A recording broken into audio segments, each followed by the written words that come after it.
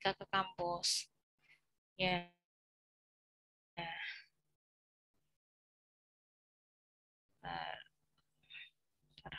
hang laptopnya.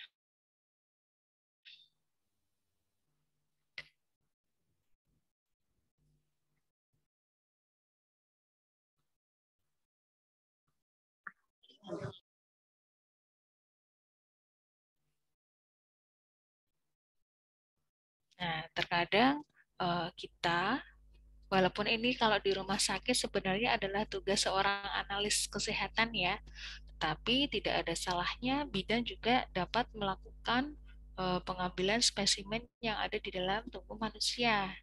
Ya, jadinya memang harus memahami betul apa yang dibutuhkan, alat apa saja. Kemudian juga harus tahu tekniknya. Kalau pengambilan darah vena, berarti teknik penyuntikannya juga harus sesuai. Kalau intravena berarti sudut pada jarumnya berapa derajat?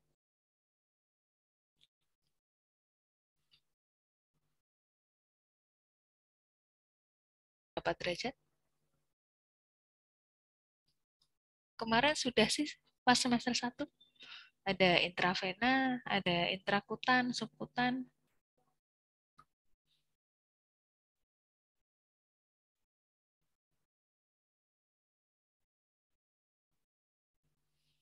ada yang tahu?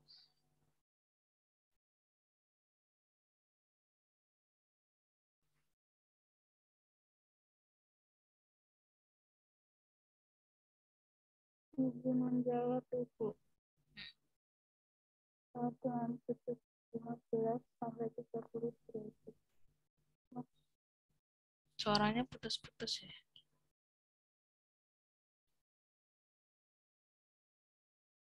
Ya, sekitar 30 derajat ya. Nah, apa saja yang dibutuhkan alat-alatnya? Kalau secara standar, secara SOP, ini alatnya yang tertera di gambar ini. Ada bak instrumen untuk menjaga kesterilan alat. Ya, kalau alat-alat di rumah sakit itu kan pasti setelah disteril langsung diamankan masuk ke bak instrumen. Kemudian ada sepet. Nah, sepet ini kan disposable. Masing-masing orang harus sekali pakai. Jangan setelah digunakan terus digunakan kembali untuk orang lain. Nah, ini bisa meningkatkan infeksi. Kemudian kapas alkohol. Nah, kalau dulu kapas alkohol ini masih kita buat secara manual ya. Jadi kapas gulungan itu terus kita potong-potong kecil, terus digulung-gulung, baru kita rendam di larutan alkohol. Nah, kalau sekarang lebih praktis, ada alkohol swab yang lebih portable dan mudah dibawa kemana-mana. Jadi kita tidak repot membawa kom, ya kom kecil. Kemudian hand scones, pasti ini ya APD wajib. Kemudian tourniquet yang digunakan untuk membendung vena yang akan diambil darahnya. Nah, kemudian botol spesimen ini juga tergantung dari apa yang jenis darah apa yang akan diambil. Kadang juga ada tabung reservoir itu ada etanya sebagai antikoagulan atau untuk mencegah pembekuan darah. Kemudian bengkok digunakan untuk membuang kapas alkohol yang sudah digunakan. Perla atau pengalas yang digunakan untuk mencegah terjadinya darah tercecer, dan plester yang digunakan untuk fiksasi nantinya setelah darahnya diambil.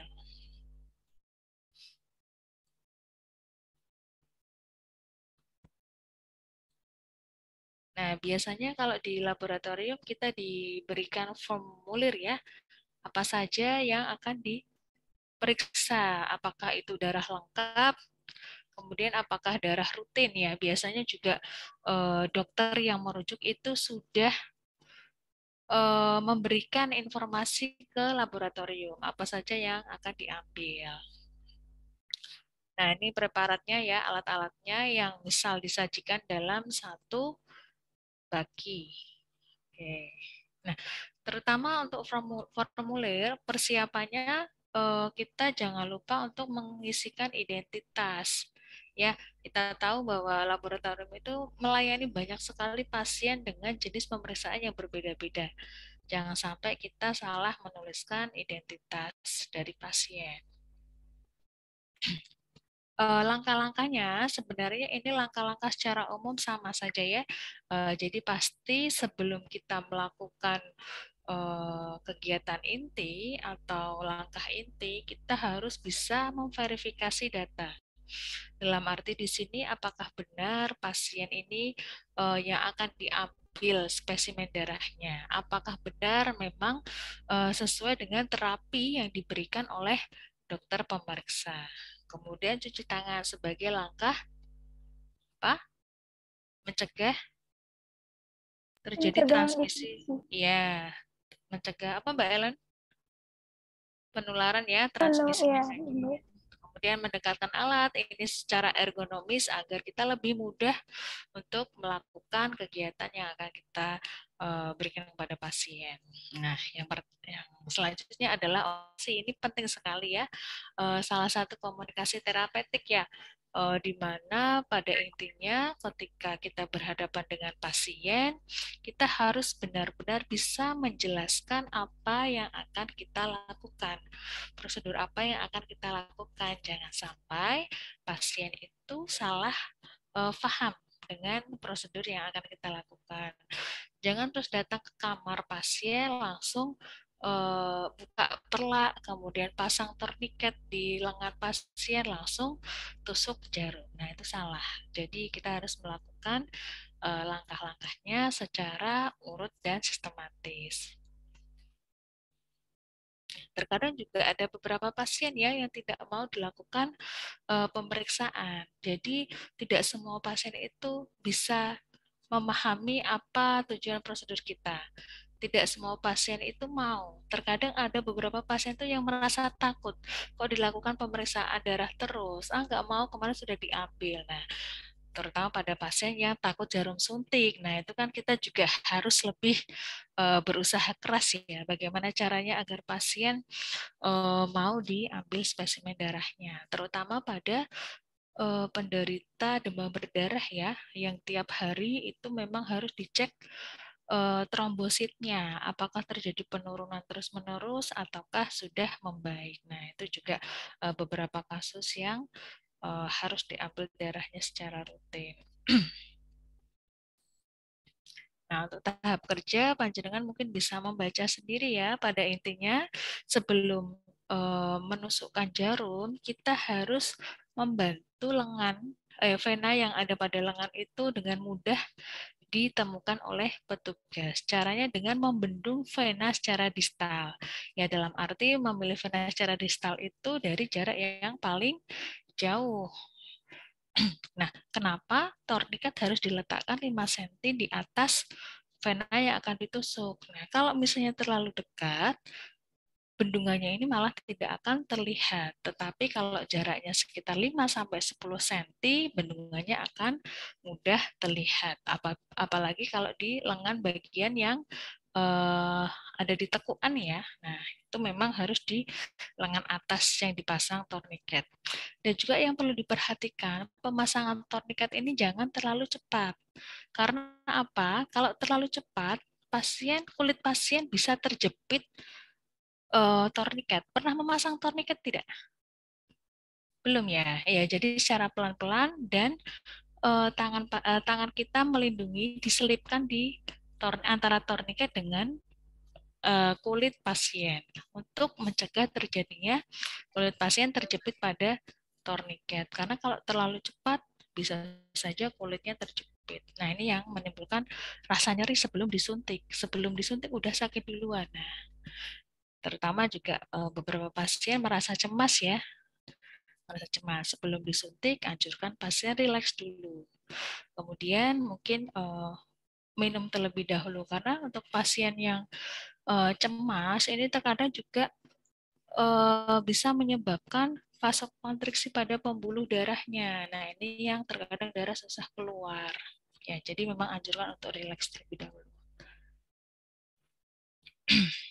Jangan lupa menggunakan sarung tangan dan ini juga desinfeksi kulit yang akan disuntik yang akan ditusuk jarum menggunakan alkohol swab atau kapas alkohol secara sirkuler. Dalam arti sirkuler itu dari dalam ke luar, melingkar. Atau kalau tidak bisa dengan sekali usap.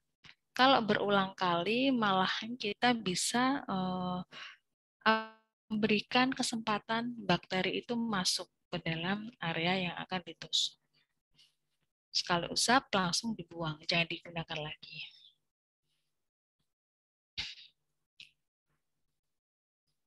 Nah, kalau ketika mengambil darah pada pengambilan darah vena, memang harus dilakukan aspirasi terlebih dahulu ya. Sudah paham ya?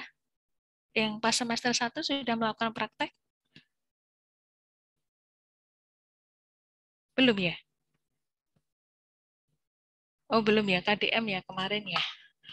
Oke, itu keperawatan ya. Mohon maaf, itu keperawatan kayaknya.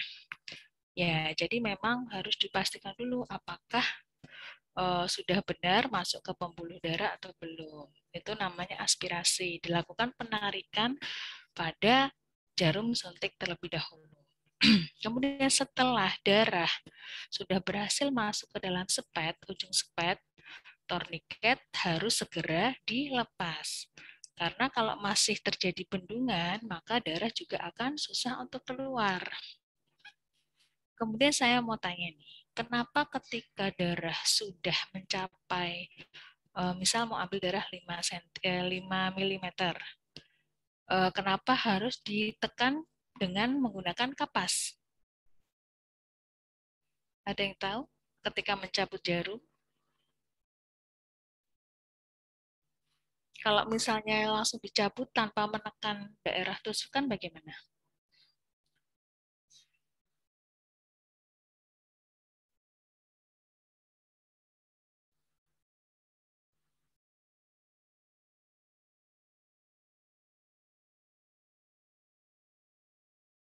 Tahu enggak?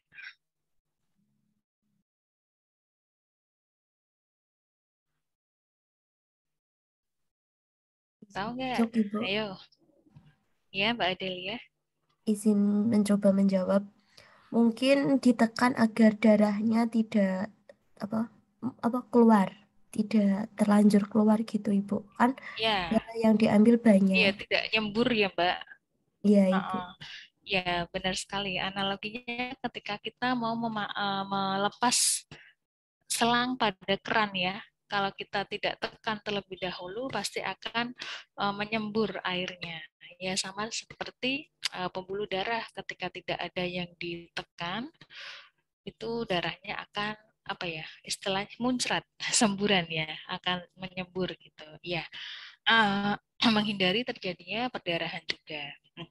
Oleh karena itu ketika sudah selesai dilakukan penusukan, kita juga bisa merekomendasikan dengan menekuk menekuk lengan, area lengan. Ini juga bisa untuk menghentikan perdarahan, untuk membantu menekan area yang sudah ditusuk. Nah, ini beberapa tahapan yang setelah dilakukan penusukan ya. Nah, kita harus perhatikan juga beberapa hal yang harus dilakukan ketika mengambil darah vena. Nah, jangan menggunakan torniket atau tali pembendung terlalu lama karena dapat menyebabkan pengentalan darah atau hemokonsentrasi. Ya. Dan juga ini bisa menyebabkan rasa sakit. Ketika kita sudah pernah belum panjenengan menali tangan, jari tangan dengan karet gelang? Nah, itu kan juga bisa menghambat aliran darah. Nah, ini juga menyebabkan terkadang rasa kram, semutan, karena macetnya pembuluh darah. Nah, ini juga jangan sampai terlalu lama memasang torniket. Sesuai dengan kebutuhan saja. Kalau misalnya sudah siap semua, ya langsung segera dilakukan. Jangan sampai panjenengan sudah memasang torniket, sepetnya belum diambil, alkohol swabnya masih di dalam kardus, perlaknya masih jauh di mana, kemudian apa botol spesimennya tidak didekatkan. Nah, jangan sampai seperti itu ya. Jadi semua sudah siap, alat-alatnya siap, baru kita lakukan pengambilan darah. Jangan sampai ketika masang tourniquet pasien ditinggal kemana-mana. Nah, itu yang tidak bagus. Kemudian bagian yang akan ditusuk masih basah dengan alkohol. Alkohol ini kan mudah sekali menguap ya, mudah sekali kering. Jadi ketika sudah didesinfeksi dengan alkohol, maka ditunggu terlebih dahulu beberapa detik. Nah, kenapa? Jangan sampai ini mengaburkan hasil pengambilan spesimen ya. Jangan sampai nantinya malah alkoholnya ikut terinspirasi ke dalam sepet, jarum sepet, masuk ke dalam tabung sepet. Nah, makanya dibiarkan untuk mengering terlebih dahulu. Kemudian menutup jarum tidak menggunakan teknik one hand. Nah, ini bisa membahayakan dari petugas. Kalau misalnya kita menutup sepet dengan 2 jari, misal seperti ini, ya kalau kita tremor, malah kita akan tertusuk. Tetapi kalau dengan one hand, dengan satu tangan, kita bisa klik menghindari penusukan yang terjadi di jari kita. Jadi menggunakan teknik one hand. Kemudian melepaskan jarum sebelum tabung vakum terisi penuh. Kalau misalnya ketentuannya 5 mili, ya kita harus sesuaikan. Jangan sampai langsung dicabut ketika tabung belum terisi. Kemudian mengocok tabung dengan dapat mengakibatkan hemolisis atau rusaknya konsentrasi terutama pada sel darah merah. Ketika sudah masuk tabung penampung darah itu tidak boleh dikocok. Itu akan dengan sendirinya terkocok menjadi satu. Nah, ini silahkan dicermati terlebih dahulu videonya. Cuman ini ada beberapa hal yang belum sesuai dengan SOP ya, belum ada perla.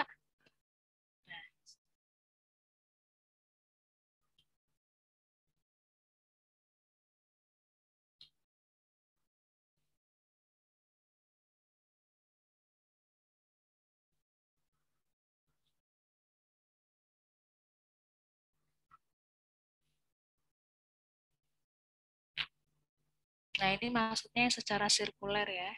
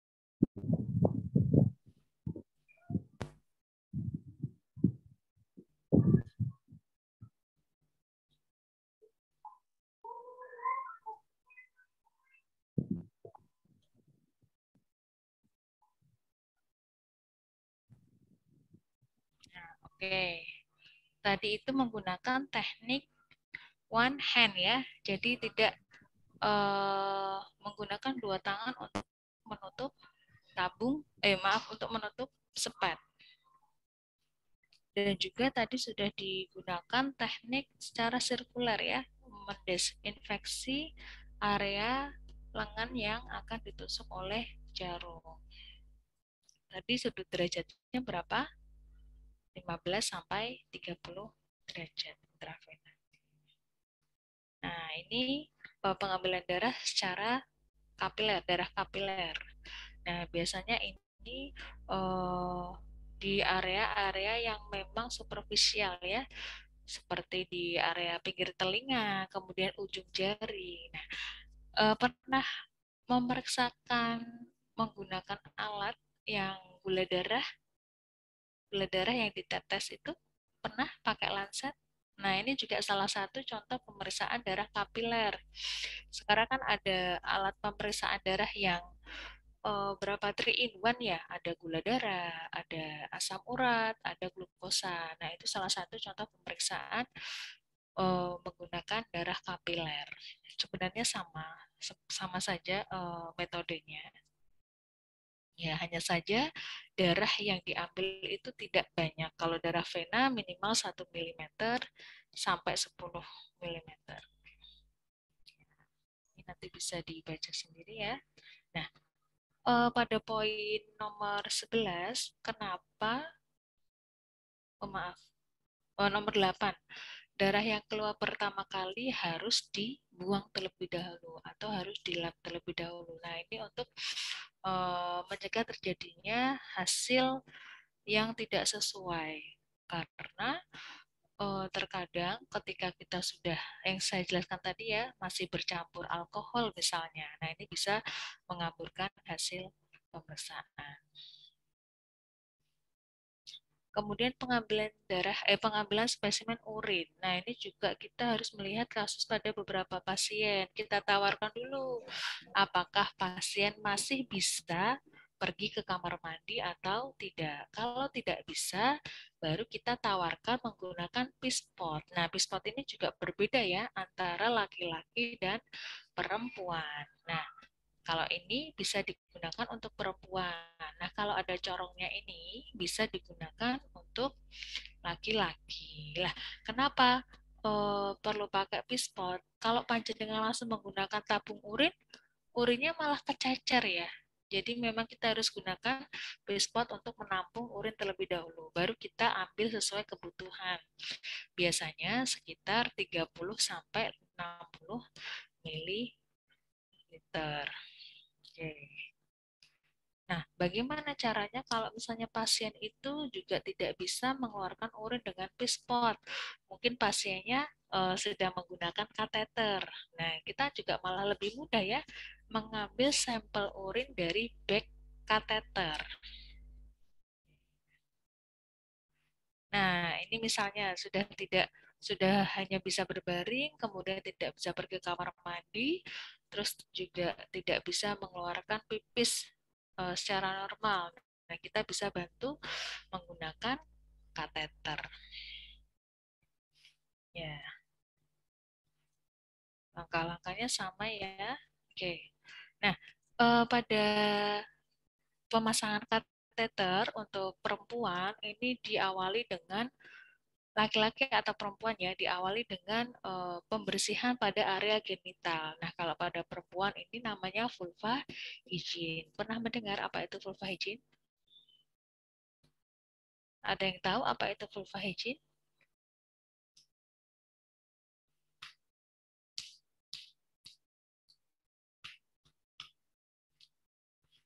Ada yang tahu? Membersihkan area genital. Nah, ini mungkin contohnya bisa dicermati ya. Ini videonya mohon maaf amatiran ya. Ini saya rekam sendiri. Hanya sebagai contoh saja. Ya, nah, kita gunakan kapas DTT seperlunya. Kalau misalnya terlalu kotor, ya kita bisa ambil lebih banyak kapas DTT. Satu kapas DTT untuk sekali usap. Nah, kita buka dulu labia mayora dengan menggunakan dua jari kita, jempol dan jari telunjuk, agar terlihat lebih jelas, terpampang secara jelas, kemudian baru diusap menggunakan kapas DTT yang sudah disterilkan. Terlihat tidak videonya? Terlihat Ibu. Terlihat Ibu. Ya, sinyal saya jelek soalnya.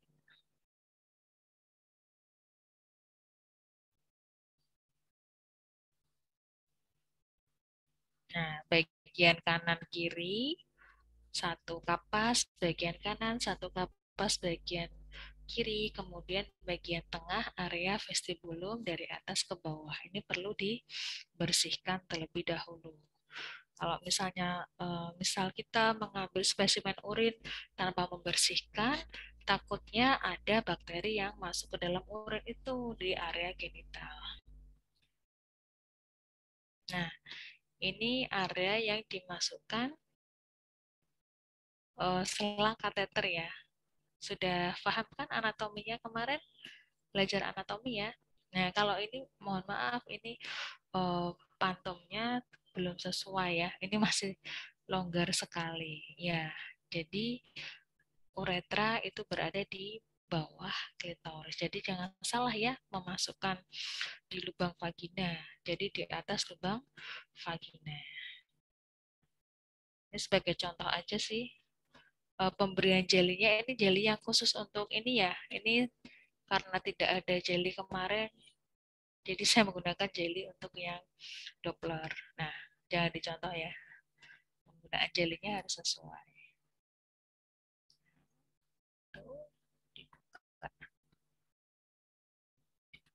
Dibuka, lalu masukkan selang kateter ke dalam uretra. Nah, itu kalau sudah mencapai kandung kemih selangnya, otomatis urin akan keluar sendiri. Ya, oke. Gambarnya terlihat? Jelas ya? Nah, ini yang untuk, maaf, ini kayaknya kok salah ya.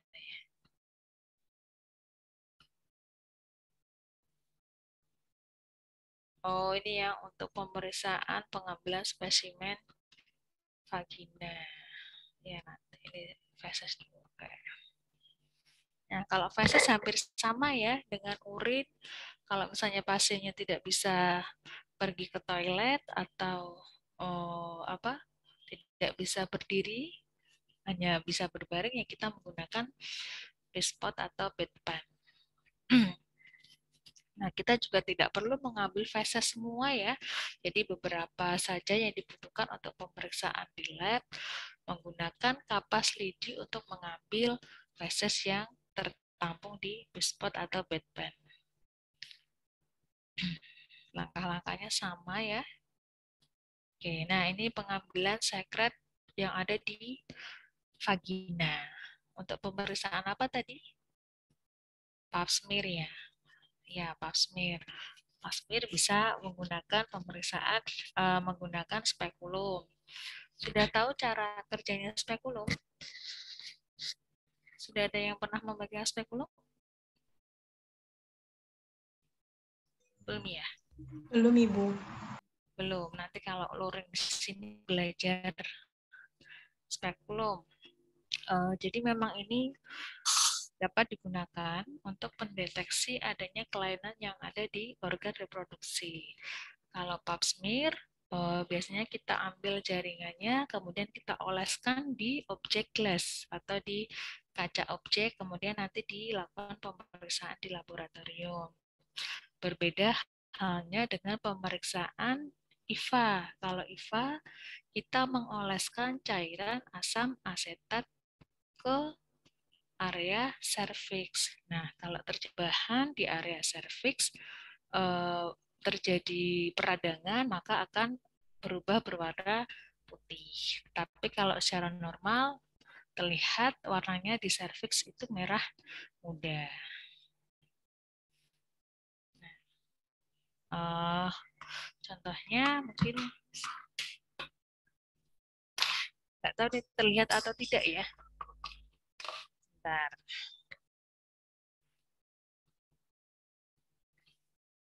Nah, anggap saja ini vagina. Terlihat nggak? Aduh, susah nih kalau megang sendiri.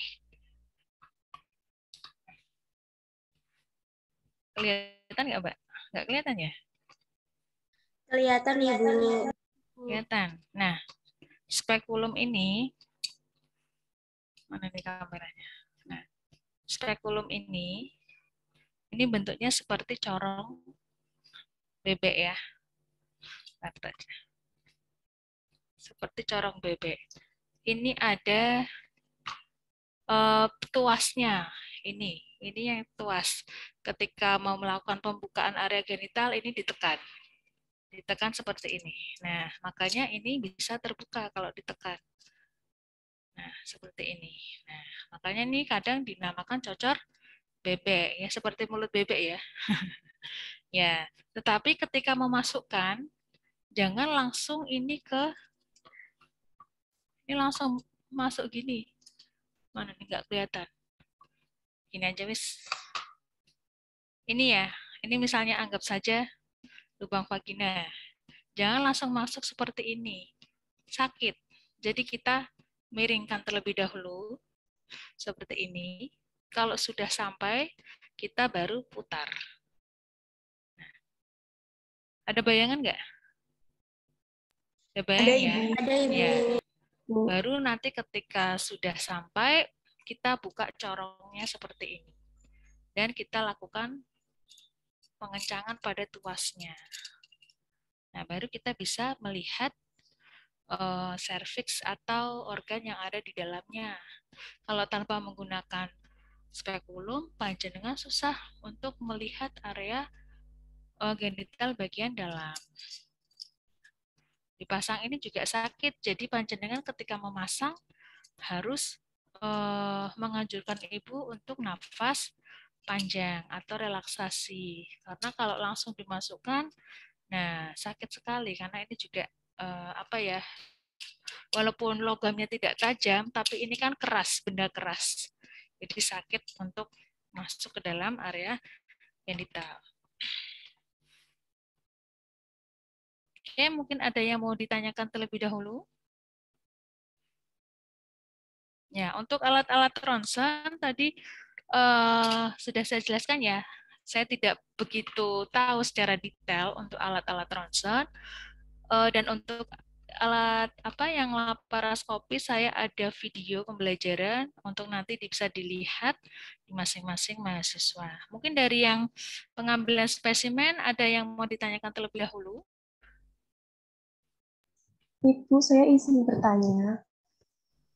Iya, kok putus-putus ya? Apa sinyal saya ya? Gimana Mbak? Siapa yang bertanya ini? Saya Dewi Salma, Ibu. Oh iya Mbak. Iya, saya bertanya terkait pengambilan spesimen darah vena. Itu terdapat kemungkinan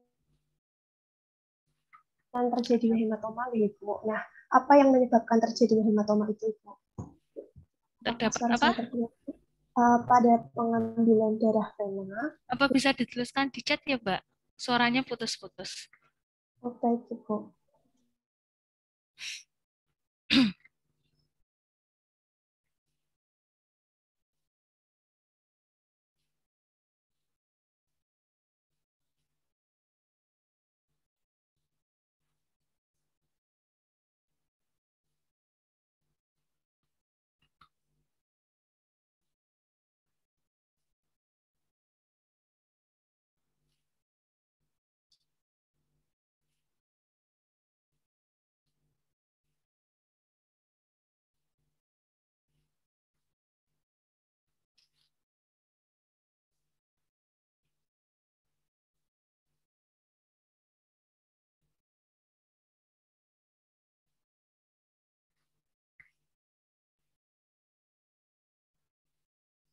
Sudah belum Mbak?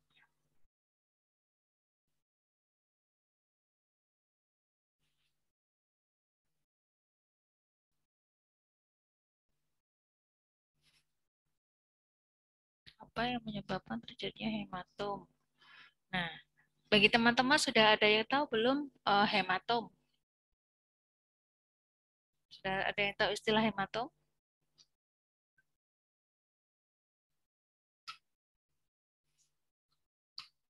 Apa itu hematom? Izin masuk, Ibu. Hematom merupakan suatu kondisi di mana adanya darah yang tidak normal di luar pembuluh darah, Ibu. Iya, biasanya. Terima kasih Mbak Novita. Ya, biasanya setelah terjadi penyuntikan, itu terkadang ada seperti memar ya, lebam biru gitu ya. Nah, itu dikarenakan yang pertama bisa terjadi karena robeknya pembuluh darah. Bisa saja karena kita terlalu dalam menyuntiknya. Kemudian juga ketika kita menyuntik, darah itu kan mungkin tidak langsung keluar. Nah, terkadang kita menggeser jarum suntik. Pernah melihat nggak? Nah, itulah yang bisa menyebabkan robeknya pembuluh darah. Nah, terkadang kita juga bisa mengantisipasi atau untuk meringankan keluhan. Biasanya kan rasanya nyeri itu, Mbak. Karena memang darahnya keluar yang ada di dalam ya. Rasanya nyeri terus apa ya? Pegel, pegel, pegel, nyeri pegel gitulah. Apa ya? Bukan pegel sih. Kayak rasa ruam gitu. Nah, kita bisa mengompresnya dengan air hangat biasanya. Nah, itu penyebabnya terkadang karena kita salah, bukan salah menyuntik ya, terlalu dalam area tusukan sama robeknya pembuluh darah sehingga menyebabkan darah yang ada di dalam itu keluar. Nah, ini yang menyebabkan iritasi pada area pembuluh darah yang ada di dalamnya, Mbak Dewi Salma. Ya, baik, Ibu. Terima kasih. Ya, sama-sama. Sini hujan jadi sinyalnya mungkin. Yang ada di area kampus siapa? Hujan nggak? Sama nggak ya? Hujan deras. Oke, ada lagi mungkin dari kelompok atau mungkin kelompok lain? Oh ya, yang untuk laparoskopi ya. Laparoskopi itu biasanya memang diperuntukkan untuk beberapa operasi yang digunakan untuk mencegah terjadinya invasif atau perdarahan yang banyak ya. Misal pada kasus kehamilan ektopik atau untuk melakukan penegakan diagnosis terjadi perlengketan pada tuba. Nah, itu untuk mendiagnosis itu kita lakukan laparoskopi. Jadi seperti sayatan kecil ya, biasanya ada beberapa titik, bukan sayatan menggunakan pisau, tetapi hanya menggunakan alat-alat optik yang dibantu dengan monitor untuk melihatnya. Laparoskopi seperti itu secara gambaran besarnya ya. Jadi tidak disayat seperti operasi sesar, tapi hanya beberapa titik, 3 titik, 3 sampai 4 titik, kemudian satunya digunakan menggunakan alat teleskop. Jadi jarum teleskop itu dimasukkan ke dalam 3 titik tadi untuk mengetahui apakah ada kelainan yang ada di dalam bagian abdomen. Ya, seperti tadi adakah kelainan di tuba falopi sama untuk penegakan diagnosa pada kasus kehamilan ektopik. Seperti itu gambaran besarnya. Oke, ada lagi pertanyaan? Izin masuk, izin bertanya Ibu, Ya, Mbak. terkait pengambilan spesimen urin, apakah tes urin setelah selesai haid dapat mempengaruhi hasil pemeriksaan? Terima kasih. Setelah haid? Iya Ibu. Tidak mempengaruhi, Mbak, kan yang diambil tes urinnya. Jadi ketika misal menggunakan kateter, darah itu kan juga tidak masuk ke dalam selang. Misal itu menggunakan kateter ya. Kalau misalnya yang ditanyakan setelah mens, berarti kan darahnya sudah habis ya, sudah tidak keluar lagi ya. Mbak Yuniar? Iya Ibu. Iya, maksudnya bagaimana? Ya. Maksudnya setelah menstruasi itu setelah gimana? Setelah menstruasi Ibu. Iya, jadi tidak ada perubahan, Mbak. Ya, kecuali memang mengkonsumsi minuman yang dapat berpengaruh terhadap kualitas dari urin. Misal konsumsi obat antibiotik. Nah, itu juga bisa berpengaruh terhadap hasil urinnya. Terkadang juga tadi dijelaskan sama kelompok ada formalin kan. Nah, biasanya untuk urin tampung itu minimal 12 jam. Kemudian apabila terlalu lama dilakukan pemeriksaan itu dapat merubah hasil dari urin tersebut karena semakin lama maka semakin lama menampung urin maka ada perubahan dalam konsistensi urin tersebut. Ya harusnya harus segera dilakukan pemeriksaan atau uji lab.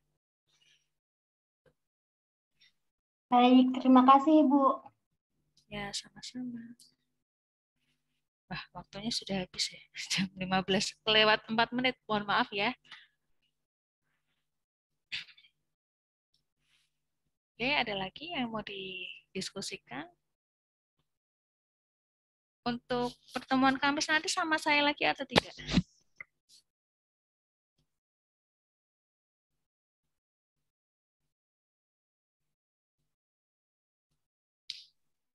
Izin menjawab Ibu, Kamis depan dengan Bu Titi. Kamis minggu ini maksudnya? Dengan Bu Titi ya? Iya. Oh, ya. Oke.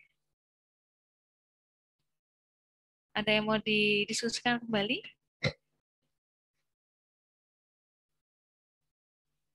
Bu Titi tidak masuk, kenapa, Mbak? Belum tahu ya? Kurang tahu Ibu, tapi kemarin beliau bilang tidak bisa untuk hari Senin dan hari Selasa. Oh, gitu. Ya. Oke. Baik, ada lagi pertanyaan sebelum saya akhiri perkuliahan? Ya, lebih enak memang secara luring ya, Mbak, langsung praktek. Kalau ini kan kita hanya seminar, kemudian hanya gambaran saja.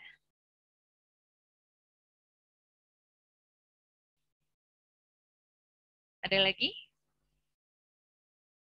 Sepertinya belum ada, Ibu.